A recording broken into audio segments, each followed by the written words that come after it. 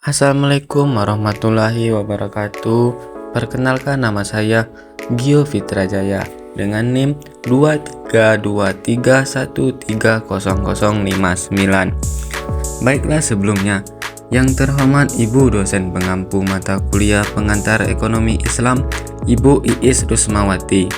Di video ini saya akan menjelaskan materi tentang peran masyarakat dalam ekonomi Islam.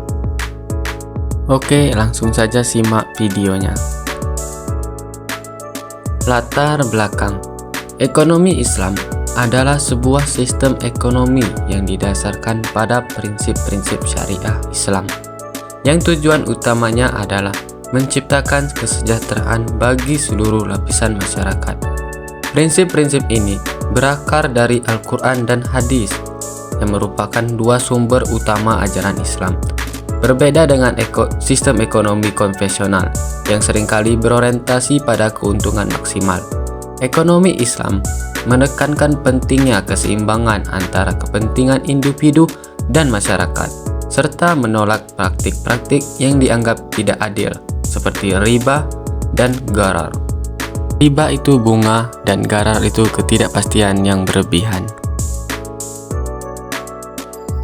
Dan peran ekonomi Islam dalam ekonomi Indonesia, khususnya ekonomi rakyat, pada dasarnya memiliki posisi yang cukup penting, terutama ketika melihat mayoritas penduduknya Indonesia adalah Muslim sebanyak 88,8%. Dari jumlah yang sangat besar tersebut, umat Islam memiliki potensi besar untuk berperan dalam meningkatkan kesejahteraan masyarakat.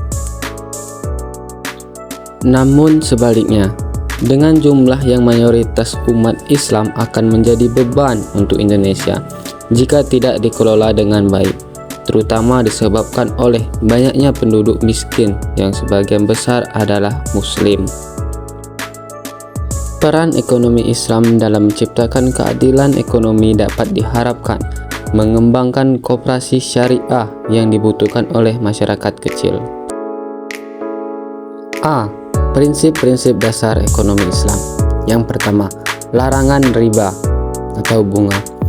Riba adalah peningkatan jumlah utang yang harus dibayar oleh peminjam kepada pemberi pinjaman pada saat jatuh tempo, melebihi jumlah pokok pinjaman, yang dalam konteks ekonomi konvensional dikenal sebagai bunga. Dalam Islam, Riba dilarang keras karena dianggap sebagai bentuk ketidakadilan yang dapat merugikan pihak peminjam dan menciptakan ketidakseimbangan dalam distribusi kekayaan. Prinsip-prinsip dasar ekonomi Islam yang kedua, zakat. Zakat adalah kewajiban bagi umat Islam untuk memberikan sebagian dari harta mereka kepada yang membutuhkan, yang bertujuan untuk mengurangi kesenjangan sosial melalui mekanisme redistribusi kekayaan.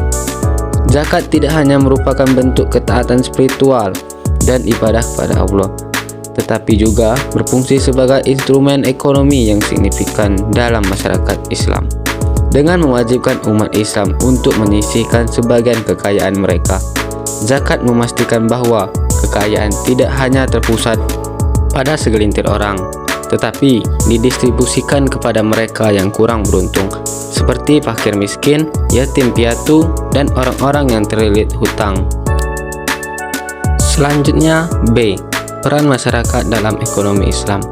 1. Penggunaan dan pengelolaan sumber daya.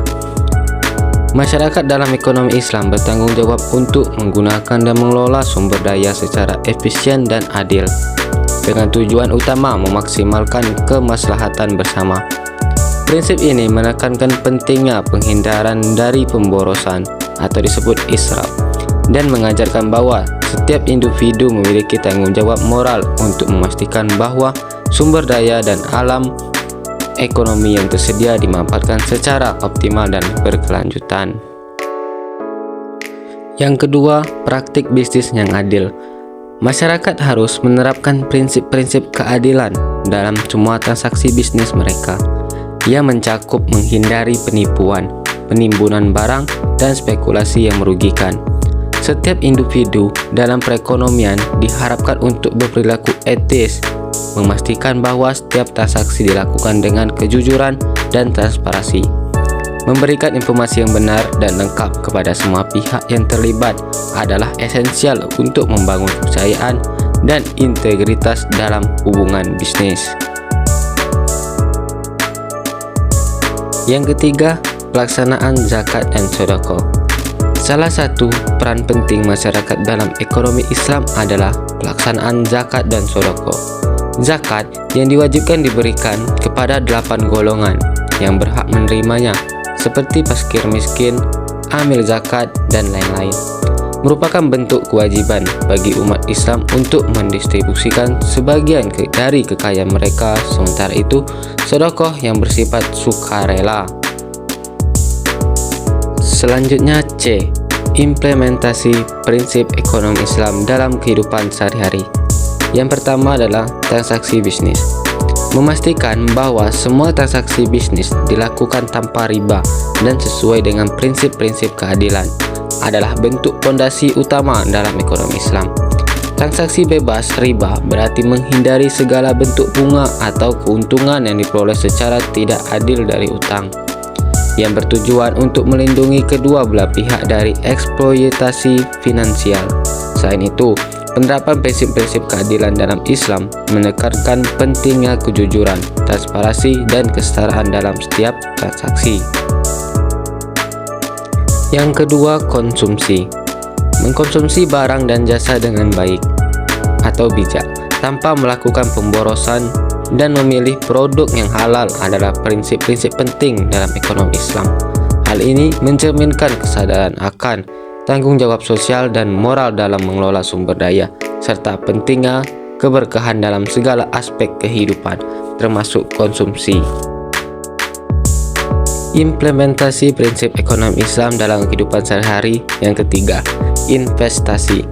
Melakukan investasi yang sesuai dengan prinsip syariah, seperti investasi dalam sektor real dan menghindari spekulasi yang merugikan, adalah penting dalam ekonomi Islam. Prinsip ini menekankan pada keberkahan dalam segala aspek kehidupan, termasuk dalam pengelolaan kekayaan. Investasi dalam sektor real, seperti investasi dalam bisnis yang bergerak dalam produksi barang atau jasa yang memberikan manfaat nyata bagi masyarakat, dipandang sebagai cara yang lebih stabil dan berkelanjutan untuk meningkatkan kekayaan. Yang keempat, sosial. Aktif dalam segala kegiatan sosial yang bertujuan untuk membantu mereka yang membutuhkan melalui zakat, sedekah, dan wakaf adalah esensi dari nilai-nilai kemanusiaan dalam Islam. Dan memberikan zakat yang merupakan kewajiban bagi umat Islam. Individu dapat menyisihkan sebagian kekayaan mereka untuk didistribusikan kepada fakir miskin, yatim piatu, dan mereka yang membutuhkan, sehingga memperkuat solidaritas sosial dan mengurangi kesenjangan ekonomi. Selain itu, memberikan sedekah atau sedekah sukarela dan wakaf, sumbangan yang diwakafkan untuk kepentingan umum seperti pembangunan masjid atau sekolah, adalah cara untuk memberikan kontribusi positif bagi masyarakat dan membantu meningkatkan kesejahteraan bersama. Dengan berpartisipasi dalam kegiatan sosial ini, individu dan masyarakat Islam berupaya untuk menciptakan lingkungan yang inklusif dan saling peduli, di mana setiap individu memiliki akses tersebut untuk kebutuhan dasar yang berkesepakatan untuk memperbaiki kualitas hidup mereka. Dan yang terakhir adalah kesimpulan. Masyarakat memiliki peran yang sangat penting dalam ekonomi Islam. Dengan menerapkan prinsip-prinsip syariah dalam kehidupan sehari-hari, masyarakat dapat membantu menciptakan sistem ekonomi yang adil dan berkelanjutan.